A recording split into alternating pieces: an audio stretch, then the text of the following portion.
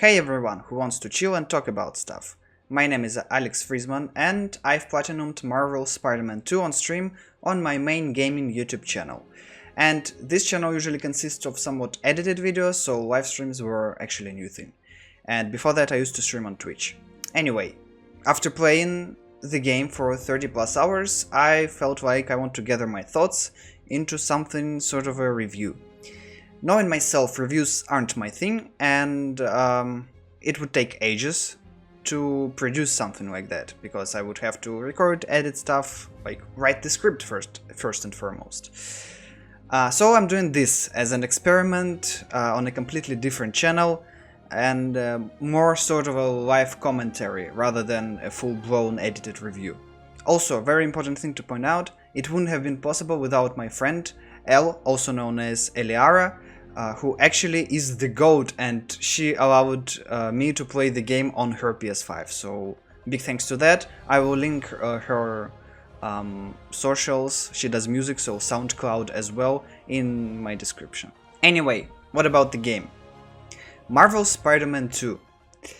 I've played the first one back when it got released in 2018, and I played Miles Morales in 2020, and maybe, if you haven't guessed, I am some sort of a Spider-Man fan. Yeah, I didn't know it would be possible for me to play this game, and I've been waiting for it, but here we are. Fair warning, this sort of ramble/review is actually my opinion mostly, and even that might change if I, for example, replay the game or whatever. Either way, what I mean is, this is my opinion and you're free to disagree, but do this politely, of course. If you have some other opinion, feel free to talk about it in the comments. Alright, so let's talk about gameplay first. Gameplay is really fun. Fighting feels like it's more in depth, with more different skills, but there are some cuts from the first games as well, so more limits. It feels like we actually took a few steps back in that regard. Gadget amount is nerfed, no more gadget wheel, but I guess it is done for the flow of the battle. Now you can just press two buttons and you just fire a gadget, and you don't have to slow time to pick a gadget you want to use. I don't know, I kinda prefer the amount of gadgets, and some of my favorite ones like web bombs and trip mines are not there anymore. Also, I think the only difference between the two Spider-Man in gameplay is the visual presentation.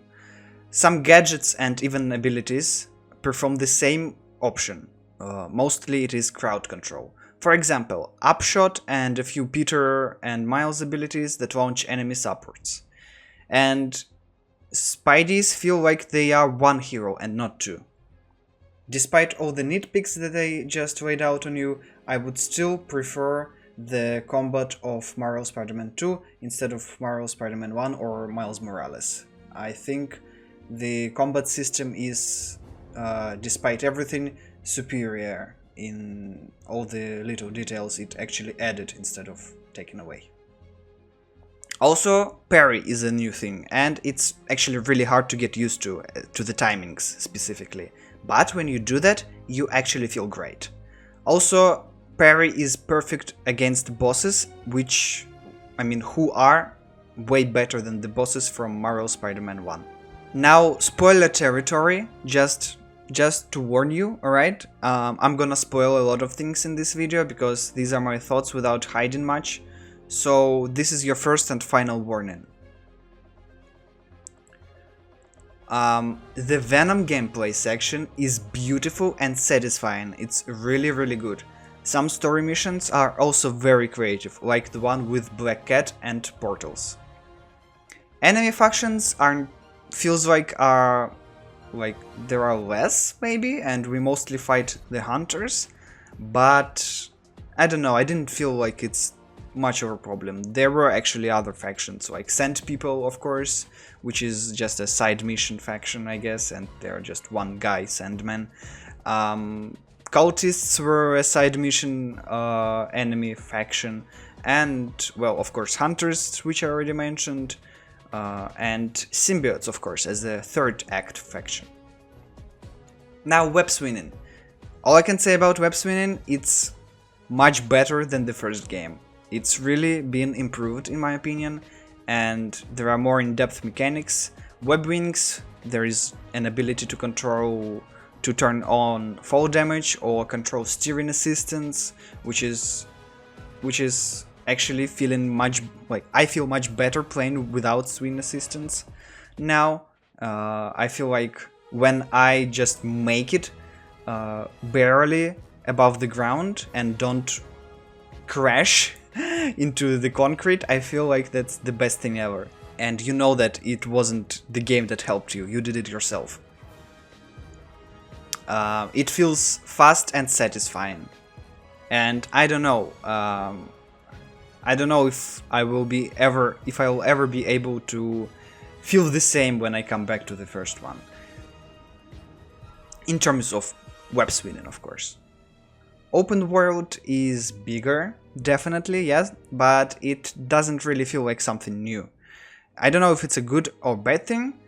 Maybe it's actually not that bad, but it was really fun to swing around some more flat surfaces and areas. Of course, web wings were added for a reason. It was really fun to see Little Odessa, a Brighton Beach counterpart, Miles' school, different areas of Queens and Brooklyn. Coney Island, of course, is a fun place to visit. Side activities are practically the same. It's a collectible with a story. It's not something that hasn't exactly been done before. But I really enjoyed some of them because at the end of them there was like an unexpected boss battle or just a little story beat that was pretty nice to see. And like I said, yeah, it didn't get annoying. Also, fast travel is insane. I can confirm that it's instantaneous. PS5 is incredible, actually. Now, what about quality of life and suits and etc.? Well, performance of the game on PS5 is top-notch. Never felt anything drop off. For me, textures and graphics didn't make my eyes bleed. However, a very interesting thing I want to point out, there are a lot of cut features for a sequel, which should add stuff, not cut stuff. So, for example, you cannot re-listen to the podcast, be it J. Jonah Jameson podcast or Danica podcast. There are no character bios and no social media feeds, which was a nice addition in the first two games. There are newspaper kiosks that are stationed around the city, but in the first game you were able to read them and they were changing with big story missions, and you cannot do that anymore in this game. Some costumes are missing, there is no selfie pose in photo mode, no ability to change the time of day or the weather without using a bug after the game is over, and there is no New Game Plus and mission replay, well, at least not at the moment of recording this.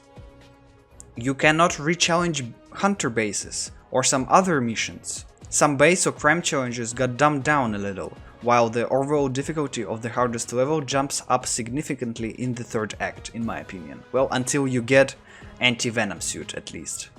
And, not to mention, there are bugs. Yeah, some missions were bugged to the point of having to reload a checkpoint, and some are just funny and minor bugs. So now the big stuff. What about the story of the game? I actually really liked the story, but it didn't hit me as much as the end, say, of the first game. However,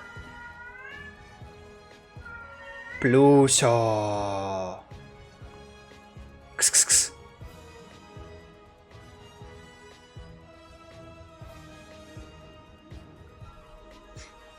Anyway, the game did hit me in places I didn't expect.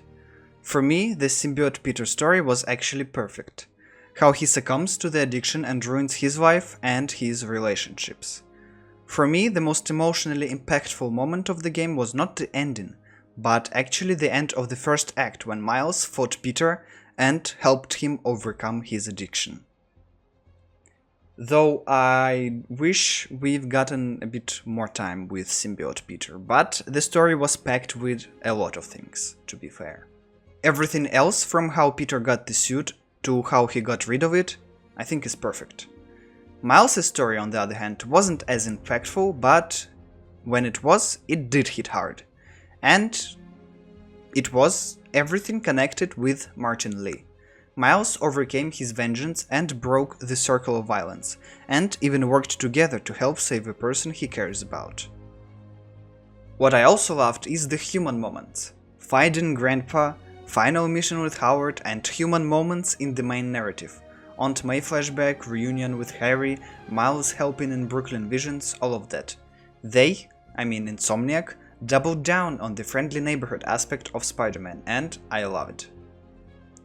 The third act was neat in concept, but seemed underwhelming for me.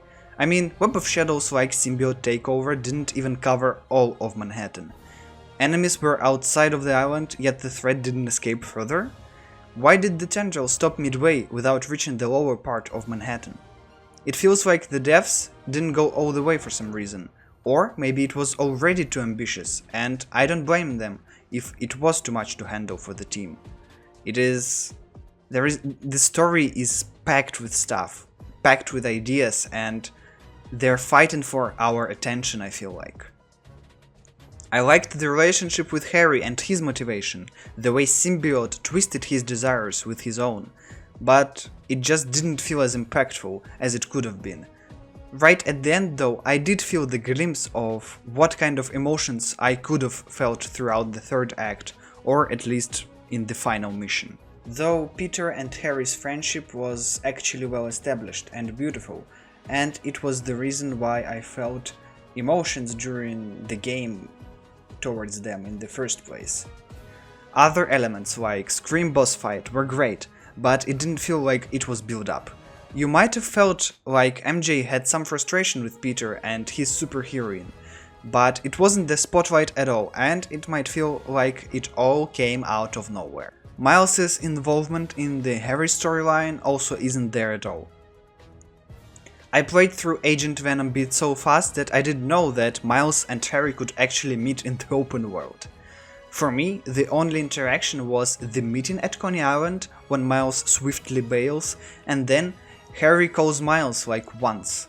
Of course, Peter started hanging out with Harry while he was Agent Venom, and Miles felt jealous. But that's nothing. We could have used some friendly competition for Peter's attention, so all the things Venom says towards Miles in the end feels unearned. Also, Miles' final suit, I mean, it's meh.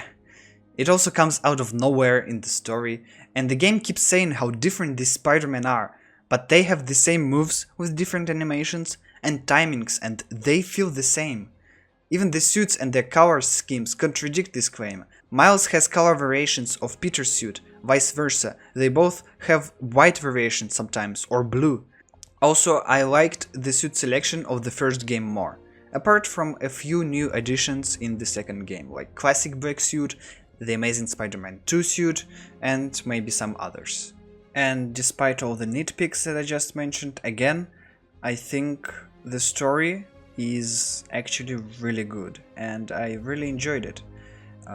Especially, like I said, the symbiote Peter storyline and friendship between Harry and Peter, and friendships in general, and the community aspect with the side missions and all.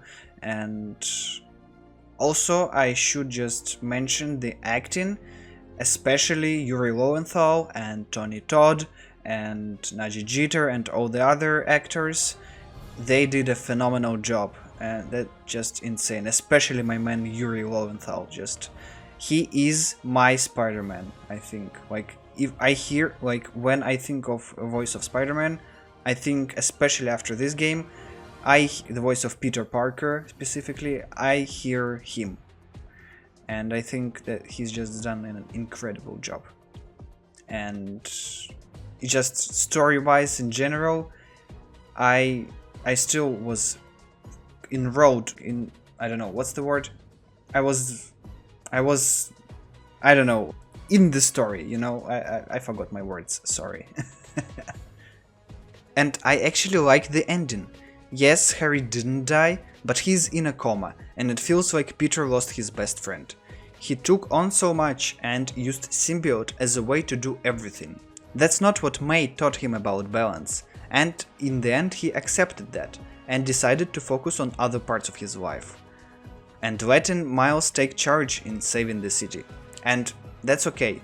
Peter is not out completely and he's yet to face his greatest challenge, the genesis of the Green Goblin and the apparent return of Dr. Octopus. Also, side missions are great and one of them sets up apparently a huge DLC, which is really exciting. So, as a result, I think Marvel's Spider-Man 2 is an excellent game, with more refined gameplay, slightly weaker narrative which despite that still hits you in the feels and makes you feel things when it's at its peak. It's an ambitious, ultimate Spider-Man experience, a technological and narrative marvel, and it's the best Spider-Man game I've ever played so far. Something tells me though that I will still be coming back to the first Spider-Man game from time to time, because I don't know, there's just something in that game that just captured my heart and just is not letting it go, even though the second game is an improvement on some things, kind of a downgrade on some other things, and it's a completely different thing in some third aspects, I guess. But what do you think? Let me know in the comments. And if you're interested, I have all the gameplay that I've live streamed on my main Alex Friesman channel. All the links are in my profile, description, etc, etc. Anyway, yeah, I've been babbling on for too long. Have a great time zone, everyone.